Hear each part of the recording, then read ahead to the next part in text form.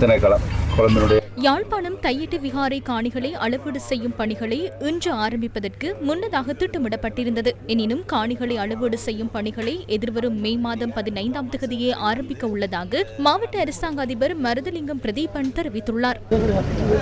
எங்களுக்கு சந்தேகம் வர மாதிரி தான் நாங்க அந்த சந்தர்ப்பத்தில் கூட நீங்க சந்தேகம் வர மாதிரி தான் நடந்து கொண்டிருக்கீங்க. அளக்காம அந்த காணி விடுவிக்க வேண்டும் என்று சொல்லி நீங்க சட்ட ரீதியாக கதைச்சு ஆர்கியூ பண்ணி அந்த காணியை அளக்காம எங்களுக்கு விடுவிக்கணும் என்று தான் நாங்கள் மாவட்ட செயலர்கிட்ட கோரிக்கை விடுத்திருக்கோம்.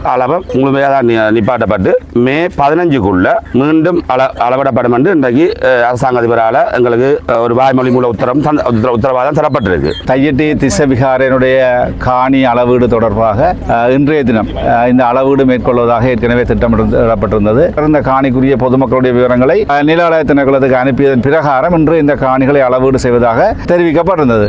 ஆனாலும் இன்றைய தினம் காலையிலே புத்த சாசன அமைச்சினுடைய செயலாளரோடு தொடர்பு கொண்டு இந்த விடயங்கள் தொடர்பாக கலந்துரையிட போது அவர்கள் சொன்னார்கள், இந்த காணியை அளவீடு செய்கின்ற போது அனைத்து திணைக்களங்களும் ஒருங்கிணைந்த வகையிலே இதனை மேற்கொள்வது பொருத்தமானது என்றதன் அடிப்படையிலே தாங்கள் மே மாதம் 2 வாரங்களுக்குள்ளே 15ஆம் தேதிக்குள்ளே அதற்குரிய ஒரு பொருத்தமான திகதியை தந்து அனைத்து தரப்பினரும் நில அளவை திணைக்களம் மற்றும் காணி உறுதி திணைக்களத்தினுடைய தலைமை அலுவலகத்தை சேர்ந்தவர்கள் உட்பட அனைவரையும் ஒருங்கிணைந்த வகையிலே மீள இந்த காணியினை அளப்பதற்குரிய ஏற்பாடுகளை மேற்கொள்வதாக எனக்கு உறுதியளித்திருக்கிறார்கள்.